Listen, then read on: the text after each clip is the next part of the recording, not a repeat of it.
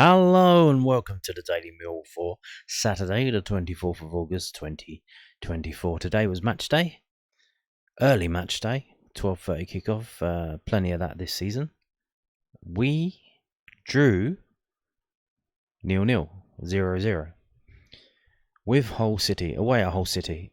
In terms of the historical situation, as we discussed in yesterday's video, it's a good result. In terms of the overall patterns of play and what we saw on the screen, or saw in person if you were one of the 449 Millwall fans who were there. Probably one that we should have won. We had the better chances, and Hull didn't really do much. They were tippy-tappy around the back and all that kind of stuff again. And they only really decided to start playing in the around about the 5 minutes to go. So, should have been one that I wouldn't say we should have won it, but we certainly could have won it, and we had better chances to win it. But what can you do? But all in all, a draw is a good result. This is the match report from millfc.co.uk, the club's official website. Hull City and Millwall played out a goalless draw in the Sky Bet Championship on Saturday afternoon. The Lions created numerous chances in Yorkshire, but were made to settle for a point, their first of 24-25, and a clean sheet. Neil Harris added Japhet Tanganga into the starting 11 for his second debut at the MKM Stadium, replacing Sean Hutchinson, who dropped to the bench, a place where new signing Femi Aziz was situated alongside Murray Wallace, who returned from injury in time to feature. The Lions had the ball in the net just 8 minutes in, but following George Saville's corner kick, the referee blew up for a foul shortly before Duncan Watmore poked the ball home from 6 yards out. Tanganga then had 2 attempts from the edge of the penalty area as Millwall started the game well before Jake Cooper, on his 350th appearance for the club, nodded wide. A harmless free kick from Marvin Mellem then acted as the host's first opportunity of the afternoon, with a chance for the Lions going begging on 19 minutes as Saville broke through, only for his attempt to be saved by Ivor Pandor. 2 minutes later, Lucas Jensen had to spring into action to deny Hull from opening the scoring, flinging himself in front of a shot before Cooper expertly blocked the follow-up to keep the sheet clean. Millwall were forcing Hull into conceding set pieces throughout the first half, and another attempt on goal came from one shortly after the hour mark, but as Joe Bryan picked out Jake Cooper at the back post, his header was straight into the grass of Pandor. Another corner for the Lions failed to be turned into a chance on goal as half-time approached, with Mr. Webb blowing for the break with the fixture goalless. Watmore's through ball almost found the on-rushing Romain SA 7 minutes into the second half, but Hull were able to scramble the ball away from danger, with Regan Slater then unable to trouble Jensen's goal with a low shot at the other end. On 56 minutes, a dogged work from the Lions on the left-hand side allowed Bryan to rush into the box. His cross was parried into the 6-yard box by Pandor, but Casper Zanor was unable to convert. Tom Bradshaw's snapshot was then straight into the arms of Pandor as Mill continues to plug away. Bryan's cross was just too high for SA with 66 minutes on the clock, whilst Watmore fired wide a minute later. Aziz's Mill debut took place on 71 minutes as he replaced the tireless Watmore, but the next real chance went the way of Hull City in a rare attack. As the ball was whipped into the box, substitute Chris Bidia's overhead kick looked to be heading for the top corner, only for Jensen to execute a rapid and vital tip over the crossbar to keep the score goalless. Louis Coyle's volley that went just wide as the match ended its final 10 minutes, and Xavier Simon's quickfire hit also went past Jensen's post before referee Mr. Webb blew for time on an encounter which the Lions felt that they could and should have won, but also secured a first clean sheet and point of the campaign. Was the guy who wrote this match report taking a piss when Saville had his chance? Because that was the best chance of the game. Did he mention it? He didn't mention Saville's point blank chance, no? Am I going insane? Yeah, basically, I think it was Romain SA put a beautiful through ball between the two centre backs for George Saville to run onto. He ran onto it. He was in the box by this time, and he's literally probably like 8 yards out, and he shoots, and I think the goalkeeper saved it. was, that was the best chance of the game. It's not even in the match report. So I don't know what's gone on there. Unless he confused him with Casper de Nor. No, because then they don't even mention SA through balls, so yeah, I don't know what that's about. The Mill team was as follows: Jensen, Leonard, Tanganga, Cooper, Brian de Nor, Saville, SA, Honeyman, Watmore, Bradshaw. The substitutes were Aziz for Watmore in the 71st minute and Langstaff over Bradshaw on the ridiculously far too late 88th minute. What is the point in that? And this is part of the reason as well why at the end it was literally, for the last 5 minutes, was all Hull City. It was pretty much backs to the wall for Millwall, because you've got knackered players still on the pitch. You haven't brought anyone on. We've got Maku on the bench. So there you go. The match stats. Bookings for Tanganga and Saville, 20,009 people. 449 of those were Millwall fans. So there you go. What can you say about the game? What can I say about the game?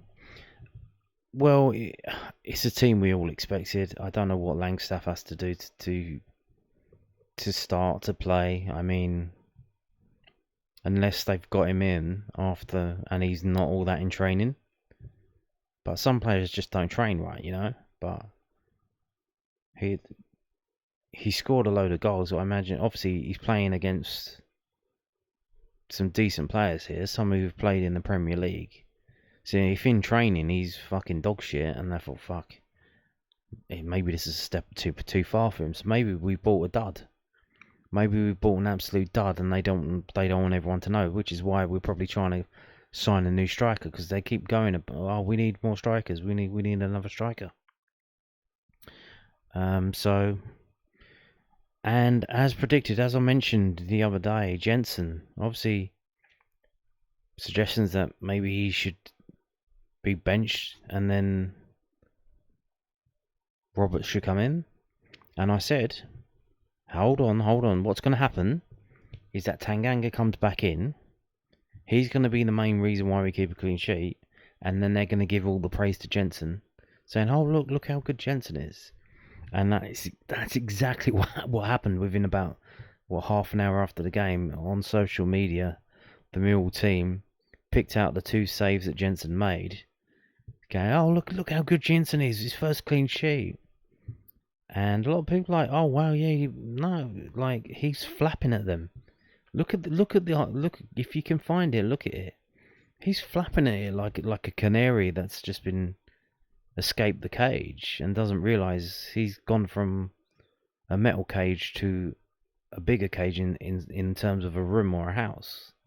He's just flapping at it. So yeah, I knew that would happen. It's so predictable. It's predictable, like the team. We knew what the team was going to be, and the fact that Bradshaw wasn't taken off earlier is just simply disgusting. But like I said, they're seeing Langstaff in training. Maybe they have messed up and bought someone who isn't good enough for this level, and they're panicking. And there's some kind of rumours that they're trying to get Dykes in and other players to come in, but oh dear, what have they done? Have they fucked it up again? Here we go again with millfc.co.uk, some pictures from the game. There's Tanganga having a few attempts on goal today. Aziz coming on, this isn't seemingly not in any kind of order. There's Honeyman, there's Tanganga again. Honeyman obviously playing at his former team.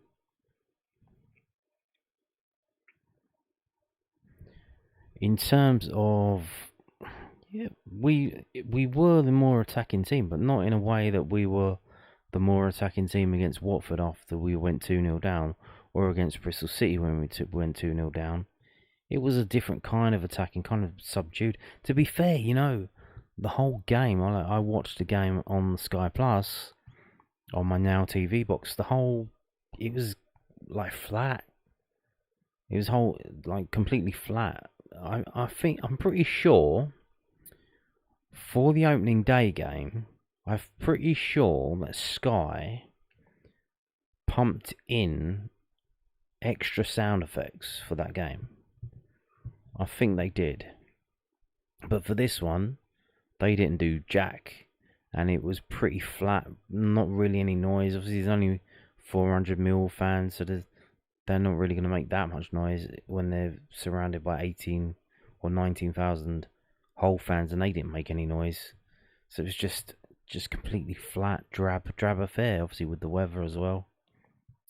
Just not much going on.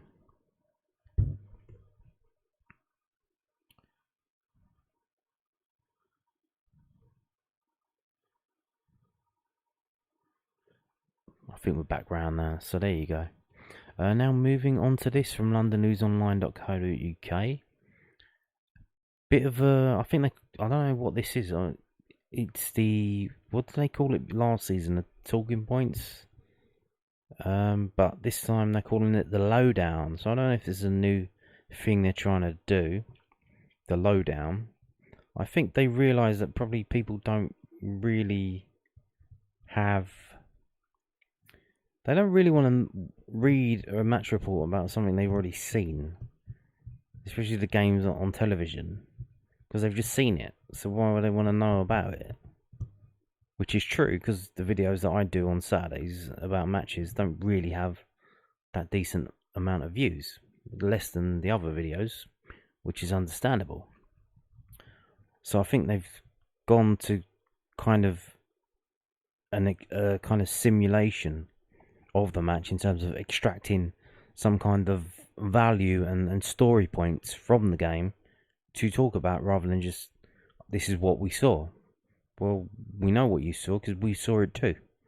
So here we go. The lowdown on Hull City 0, Millwall 0.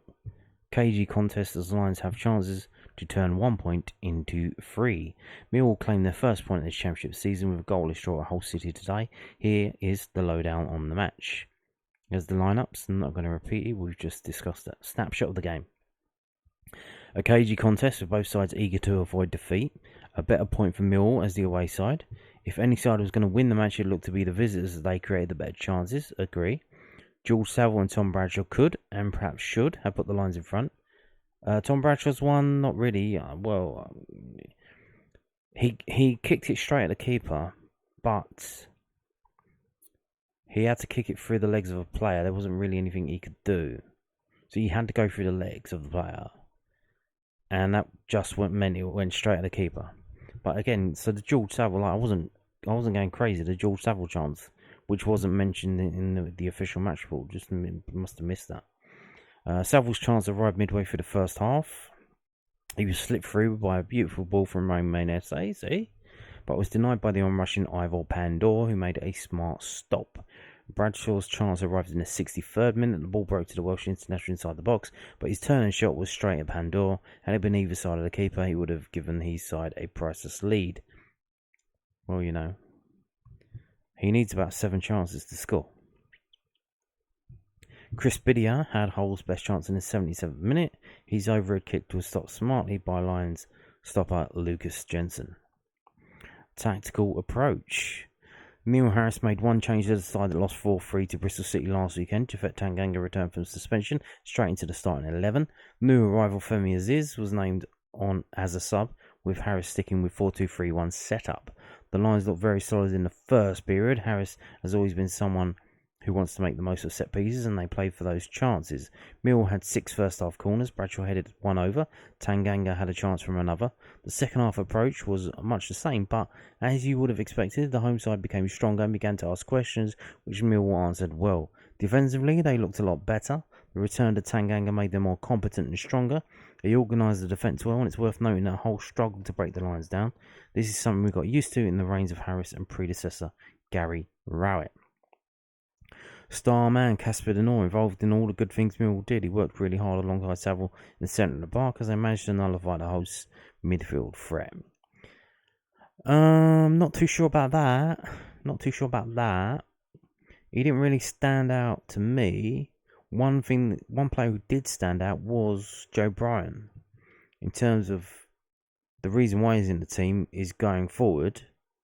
And I think now that Tanganga's there, he was allowed to go off and go forward. I think one time he went forward and he ended up on the other side of the pitch to whip an in-swinging ball in, which I think was headed over. And then he just trotted back over to his own side. So he was very noticeable. I don't know if Casper Denor was going under the radar, so he didn't really stand out for me. I would say George Saville as well. George Saville was very good today. Should have scored.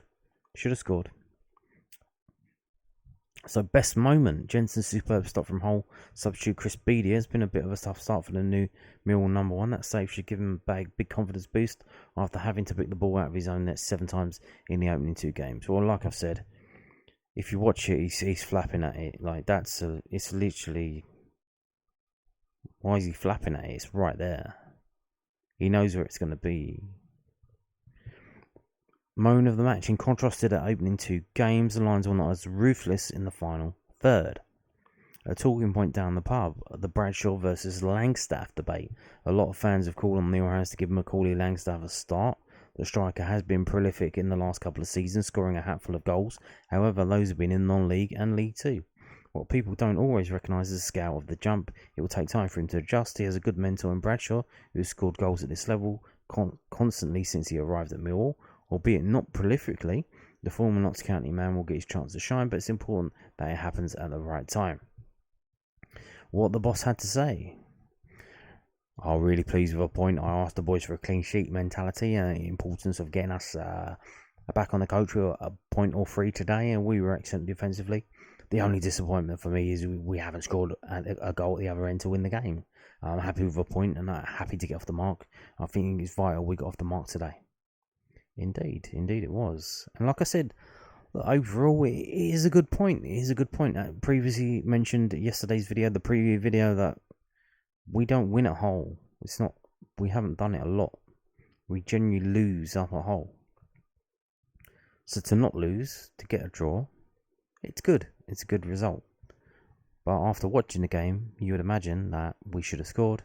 And if we had a better striker, maybe we would have scored and won the game. Now moving to post-match comments from the manager. This is from londonnewsonline.co.uk, the South London Press. Millwall boss happy to get first championship pot on the board and clean sheet at Hull City. Head coach Neil Harris stressed the importance of Millwall getting off the mark and securing their first point in the championship season at Hull this afternoon after the largely uneventful 0-0 draw at the MKM Stadium. George Saville and Tom Bradshaw had the best chances for the away side and will perhaps feel slightly disappointed they did not get on the score sheet. I'm really pleased with the point. I asked the boys for a clean sheet mentality. There was a little bit of pressure on the group today with my demand, but they dealt with it very well. We were excellent defensively, excellent defensive shape, defended our box really well. And when they did make their 2 chances, my goalkeeper made 2 vital saves for us. The only disappointment for me is we haven't scored a goal at the other end to win the game, and I'm happy with the point. Happy to get off the mark. It's vital we got off the mark today, but if we're being a bit greedy, I did think we had the better chances and deserved to win. There is a little bit of disappointment in the dressing room, more individually, I think, because they haven't scored. Bradders, Sav and Coops are all a bit disappointed that they didn't get on the score sheet. As a group, they know the importance of getting a point and a clean sheet on the road. It was vitally important. We didn't go back to the den next week against Sheffield Wednesday without a point. I'll praise my players for that. It doesn't mean I'm willing to settle for a point, because we deserve 3 for the chances we created. We nicked the ball back off Hull and looked really good on transition. If we could have been a bit more clinical on the set plays and attacking the ball, we would have won the game. Indeed. Now, moving on to this. Kevin Nisbet has left the building. Indeed, it's been confirmed. Done deal. I don't know if the paperwork's gone through, but maybe the deal has been through, maybe not the international clearance. They have a game tomorrow. I don't know if they if the office is open for them to do the transfer on a Saturday, but the deal has been done. Millwall striker Kevin Nisbet in loan switch to Aberdeen, with Lions inserting recall option in the transfer. This is again from londonnewsonline.co.uk, the South London Press. Millwall striker Kevin Nisbet has joined Aberdeen on loan. The Lions have an option to recall the Scottish international in the January transfer window. Nisbet had played just 6 minutes for the South London since the start of the season, not featuring at all in the EFL Cup tie at Portsmouth when head coach Neil Harris made a number of changes, and then did not travel for last weekend's championship loss at Bristol City. Harris told the South London Press earlier this week that the frontman signed from Aberdeen last summer was absent due to illness. The 27-year-old has largely failed to deliver since moving to the South London club. Nisbet scored 5 goals in 30 matches for Millwall. He made 17 league starts in his first campaign with the Lions, but featured just once for 22 minutes after the end of January due to a hamstring injury. Nisbet still has 2 years left to run in his contract with Millwall. The Lions pulled out of a deal to sign him in the January transfer window after he underwent a medical test, but then did push through a transfer that June. Aberdeen sold Bohan Miovski to Girona for a club record £6.8 million fee. So yeah, he's gone. He's gone on a loan for the rest of the season. Well, he could come back in January. Obviously, that's been put in there, I imagine, if someone wants to buy him, if someone wants a permanent deal. Because I imagine that this is still costing Millwall a lot of money in wages. I doubt Aberdeen can cover all of his wages. And we have him for 2 years left to go on his deal. Signed him on a 3-year deal. So there you go. And what that means is he needs to leave it on a permanent next summer, because when we get to summer, he's going to have 1 year left on his deal, and we know how that goes. When they have 1 year left on their deal, that's the time to sell them, because at the end of that 1 year, then they go on a free. So there you go. He's gone. And like I said, I think that the deal has been agreed. It's just in terms of the international transfer, I doubt that it could have went through on a Saturday. So in terms of Aberdeen's game tomorrow, whoever they're playing, I know they are playing tomorrow, I don't think that can I don't think you can play in that, but we'll wait and see. We shall wait and see. Now, moving on to this, because obviously the whole game done and dusted. We've done it.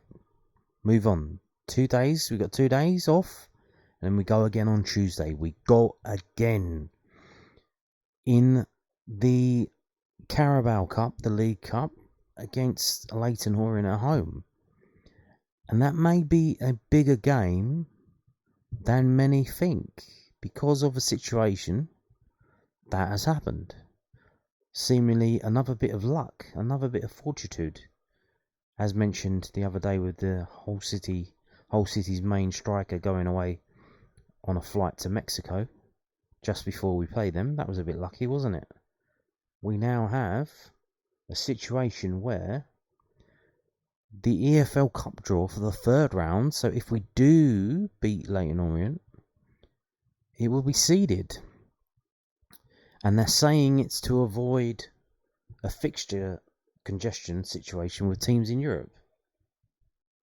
So that means if we do get through, there is a good chance that we could get one of the 6 teams playing in the Champions League or the Europa League. So let's have a read of this. This is from EFL.com. They just put this out yesterday, so literally last minute. It probably was agreed at the start of the season, and they didn't bother telling anyone, because obviously a lot of people not happy about the situation with the Premier League teams kind of bullying the other teams in the FA Cup to get rid of the replays, and then not handing over all of their money for absolutely nothing.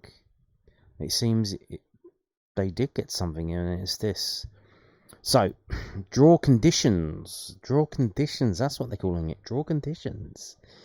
will be implemented for the Carabao Cup round 3 draw due to the scheduling of European competition fixtures over 2 exclusive midweeks in September.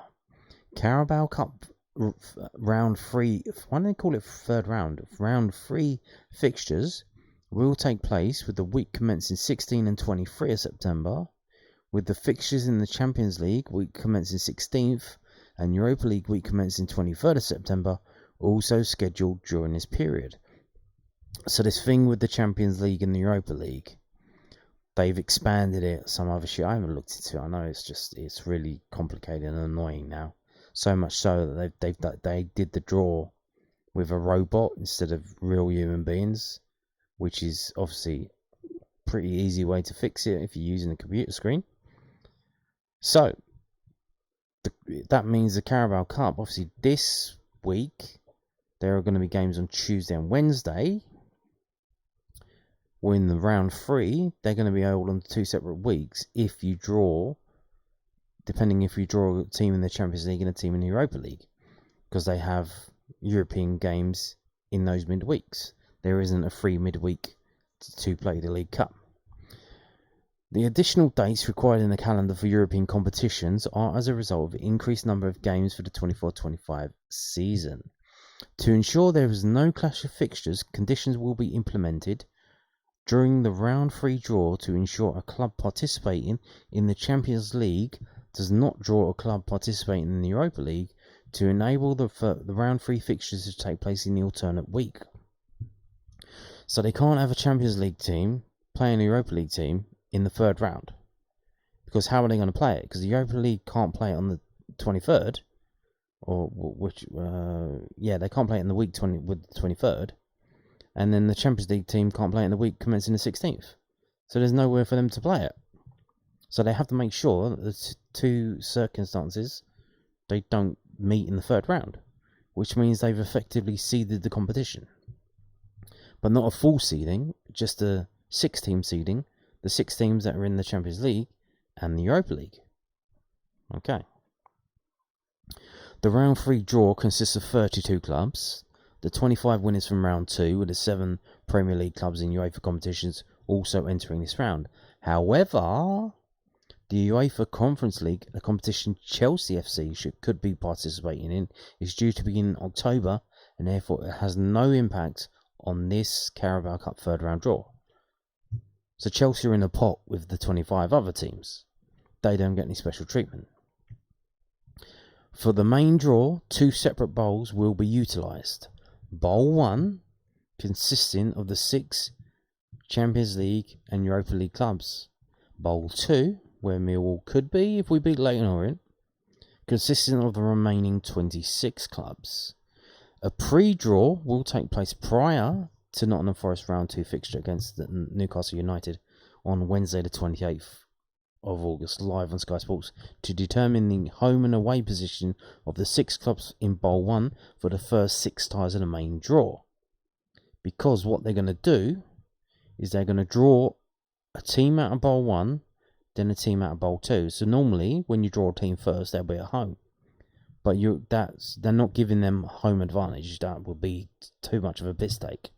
So they're going to get a draw either home or away, and then when they draw them out, and then draw the other team out, you'll know whether it'll be home or away. The main draw will be conducted following the conclusion of the game at the City Ground, also live on Sky Sports. The first 6 ties will be drawn by alternating between 1 club from Bowl 1 and 1 club from Bowl 2, with the home and away position of the club from Bowl 1 already predetermined in the earlier draw. Once the 6 clubs from Bowl 1 have been drawn, the remaining 10 ties will be drawn from Bowl 2 only. From this round of the competition, the draw is no longer split into northern and southern sections. So it's free-for-all. And then Sky Sports Carabao Cup presenter Mark Chapman will host the draws. Ball numbers for the main draw announced on the morning of Wednesday the 28th of August. Why? What's the point in that? So, as far as I can tell, I don't have a maths degree, but what that means in terms of probability everything being fair and Millwall's ball not being warmed up and put in the bowl, is that when they draw bowl one, and it'll be one of the teams in Europe, let's say Manchester City, there is a 1 in 26 chance, whatever that is in percentage, that we get them. That it could be Millwall getting drawn out. And then after that, they do the next one, ball number 2 from bowl 1. It's a 1 in 25 chance. Then a 1 in 24. And then a 1 in 23. And then a 1 in 22, and we're all done.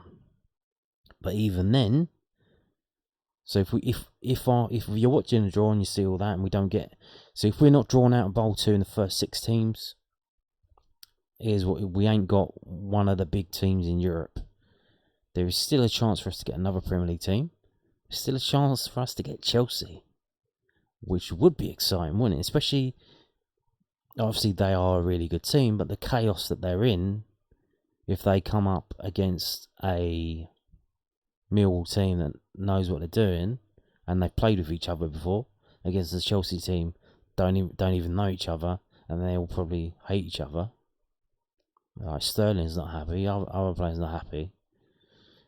You know what I mean? That could be a tasty fixture down the bridge. I know a lot of people want West Ham, but if that does get drawn, I would imagine there will be no away fans. So, and you say, well, we'll do what we want. We'll turn up. Well, yeah, I know, but it is like if all the games are on TV, they're just going to say no away fans. You want to watch it on TV. Tough shit. They don't care. They really don't care anymore. You've seen what's happening down the country. They're arresting people for like absolute nonsense, and they're getting locked up for 3 years. So yeah, they ain't playing around anymore. They simply are not, and that's how it's going to be. But so here you go. That means that this Leyton Orient game, if we go through it, if we do beat them and go through, could be a chance for the club to make a lot of money, for a tie for the fans to be excited about. So we'll wait and see how that works out. Obviously, if it's an away game, that away ticket will be in however many we're going to get. That's going to be one that you probably might have to queue up for that one. That's going to be an interesting one. So we'll see how we go. But there you go. Wednesday morning, the draw. Here we go. Is this a bit of luck coming Millwall's way? You never know. And on that note, thank you for watching and goodbye.